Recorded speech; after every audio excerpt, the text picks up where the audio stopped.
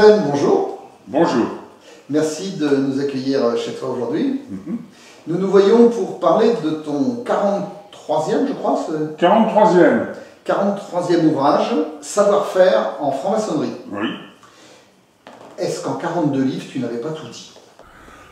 Non, je n'avais pas tout dit et j'ai même l'impression, toute modestie n'étant pas gardée, que l'on n'a pas du tout dit sur la façon dont fonctionne concrètement une loge, de telle façon que l'égrégore soit de meilleure en meilleure qualité. Qu'est-ce que je veux dire par là? C'est que les frères et les sœurs se sentent toujours plus un dans leur groupe qu'on appelle un groupe loge.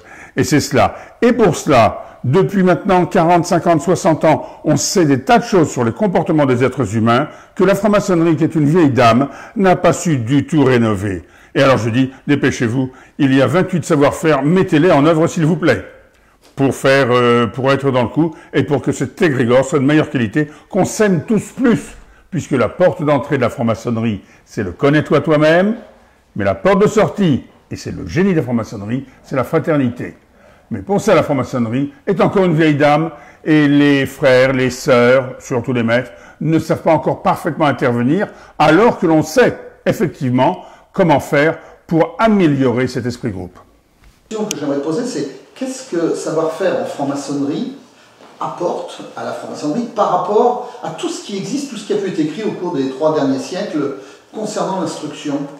Tout ce qui est écrit pendant les 3 derniers siècles concernant l'instruction est à 80% de la réflexion, de la philosophie, des chemins pour aller vers une profondeur spirituelle. Ça, c'est tout ce qui était écrit. Et à part quelques livres, dont des livres de Franck Foucret, oui, je le dis, à part quelques livres, il n'y a pratiquement pas de livres pour dire, maintenant qu'on a causé, et intelligemment, intelligemment, qu'est-ce que l'on va faire pratiquement? Alors, avant Foucret et avant Fontaine, il y a eu des gars quand même qui s'appelaient Oswald Wirth, qui ont été très précis, malgré leur tendance au tarot, qu'on lui reproche tellement. Et puis, il y en a eu d'autres, dont mon maître, Daniel Bérézniak. Daniel Bérézniak m'a orienté en disant, Jean, maintenant, en fonction de ce que tu sais faire, ce serait bien que tu dises, mes frères, mes sœurs, maîtres, voici comment vous pouvez vous comporter. J'ai bien dit comporter, pas comment vous pouvez avoir des idées, mais vous comporter, c'est-à-dire regarder et dire. Voilà ce que ce livre ajoute, et il me semble qu'il n'était pas encore tout à fait écrit, sauf 2 ou 3 que j'ai cités tout à l'heure, du Ta Modestie en souffrir. Mais ces comportements, d'où viennent-ils? Attention, ces comportements, mon frère, il faut être clair, ce livre n'est pas une Bible où il dit il faut faire ceci, il faut faire ceci, il faut faire cela. Ce livre dit réunissez les maîtres par triangle de 3, de 4 ou de 5. Vous allez choisir 3 comportements, 3 données de la recherche qui existent sur le fonctionnement de l'être humain. Vous allez travailler dessus et c'est vous qui allez décider qu'est-ce que ça donne en loge. Je vais prendre un exemple. Je vais prendre un exemple, celui qui est très connu de Daniel Goleman, qui est très connu, sauf peut-être des francs-maçons et parfois en France, hélas, de pas mal d'associations qui sont en retard, qui consiste à dire le socle de l'intelligence cognitive, celle des planches et de distribution du savoir, ça c'est vieux jeu. C'est complètement vieux jeu parce qu'on ne change pas avec cela. Ça repose sur un socle émotionnel. Et Daniel Goleman a dit, il y a 6, on en a rajouté une après, 6 émotions de base. Et pour que l'on se sente bien, que l'on sente qu'un groupe fonctionne bien, il faut qu'il parvienne à vivre ces 6 émotions de base. Moi, ce que je dis, un triangle à 3 mètres à peine dans un coin, je dis, voilà les 6 émotions de base, qu'est-ce que ça veut dire? À vous de participer, à vous de décider. Et c'est eux qui décident. Jamais, jamais, je ne joue le maître à penser en disant, voici ce qu'il faut faire à propos de l'intelligence émotionnelle. Maintenant, la question suivante, on comprend l'objectif de l'ouvrage. Maintenant, il y a 28 recettes pour l'égrégore, pour améliorer ou pour le créer, l'égrégore. Est-ce que tu peux s'en dévoiler, évidemment, les 28, sinon l'interview va être très longue.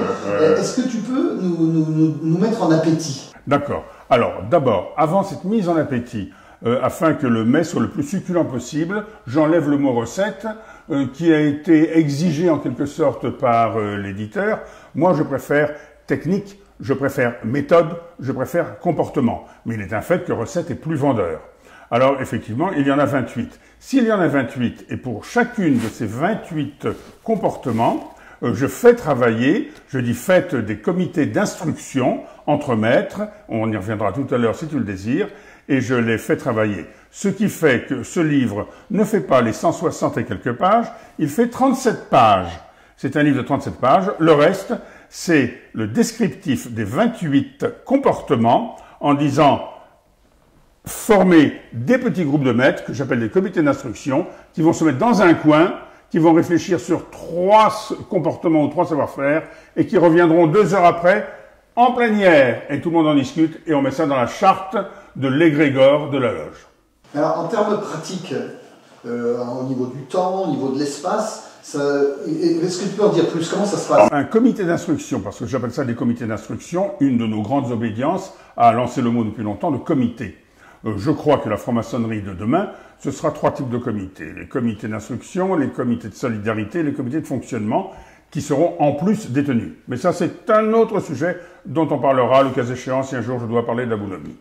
Bon, ce qui se passe, c'est que ce comité d'instruction sur les savoir-faire comportementaux qui augmentent la qualité de l'égrégore, c'est-à-dire de ce que l'on ressent chacun, ça peut durer une journée.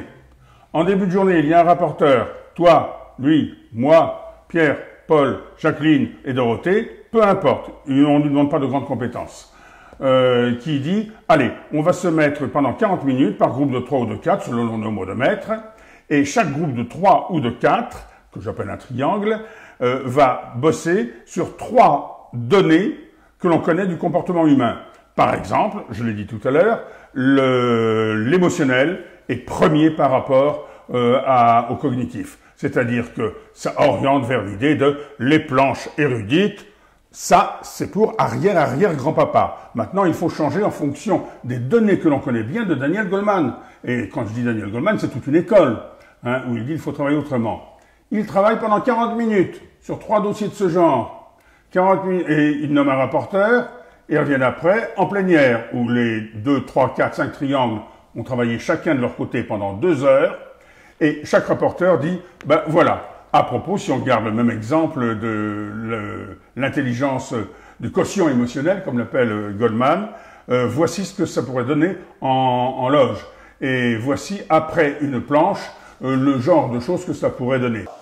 Pour rester dans le même esprit de la question précédente, là je vois à la page 37, l'objectif, les 3 maillets aident par les moyens appropriés les sœurs et les frères à. Et là on retrouve donc les 28. Voilà, les 28, ce que l'éditeur a appelé recettes et que tu appelles comportement, méthode. On parle de comportement, psychologie comportementale et cognitive. Voilà. Là je vois identifier le point où ils en sont sur la voie maçonnique, par exemple, etc. Oui. Explique-nous plus en détail. Alors, je ne donne pas la réponse. Je ne peux pas la donner. Je ne peux pas la donner. J'ai bien sûr une idée, moi, en tant que Jacques Fontaine, mais je ne veux surtout pas filer mon idée. Ce que je souhaite, c'est qu'il y ait un triangle qui se pose la question, comment les frères et les sœurs maîtres de la loge peuvent-ils aider les autres, frères, maîtres, apprentis, compagnons, à mesurer leur progrès sur le chemin maçonnique. Parce que ça, c'était étudié, la possibilité pour un être humain de se mesurer lui-même dans son avancement. Alors je dis, voilà la donnée scientifique. Maintenant, qu'est-ce que ça veut dire dans une tenue? Qu'est-ce que ça veut dire pour toi, maître, quand tu parles? Voilà comment ça se déroule. C'est-à-dire, une nouvelle fois, attention, ce livre n'est pas un livre de recettes que l'on donne toutes faites, c'est un livre qui pousse à la participation, qui pousse à la créativité et à la réunion de tous. Merci Jacques Fontaine pour toutes ces réponses. J'ai quand même une dernière question avant de conclure.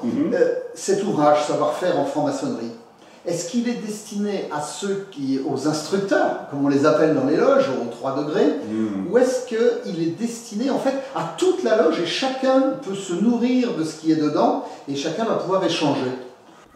Ah ben il est destiné aux instructeurs, c'est sûr, puisque c'est eux qui donnent les dossiers. Mais il est destiné à tout le monde. Pourquoi est-il destiné à tout le monde? Parce que sur ces 28 savoir-faire, la première chose que l'on demande aux futurs participants maîtres, qui feront partie des triangles, c'est de lire les 28 comportements de s'en imprégner et de dire, sur ces 28, moi, voilà les 3 que je garderai. Et voilà pourquoi je les garderai. Et pour ça, il faut avoir lu tout le livre. Sinon, on n'y arrive pas, on ne peut pas faire son choix de 3 comportements sur 28. En outre, j'ajouterais que dans le système concret de participation, quand les triangles ont travaillé, on demande à chaque sœur, à chaque frère, et maintenant tu vas te choisir toi le tien qui n'a pas été travaillé. Hein? Alors, va à ton livre, tu choisiras le tien qui n'a pas été travaillé, et tu feras ta réponse, toi tout seul, pour apprendre également à donner du bonheur aux autres à partir de ton travail. Voilà, donc la réponse c'est, tout le monde peut le lire. Eh bien, merci Jacques Fontaine, merci de nous avoir reçus et longue vie et bonne chance à ce numéro 43. Et grande utilité pour le bonheur de tous, je l'espère. Merci Jacques.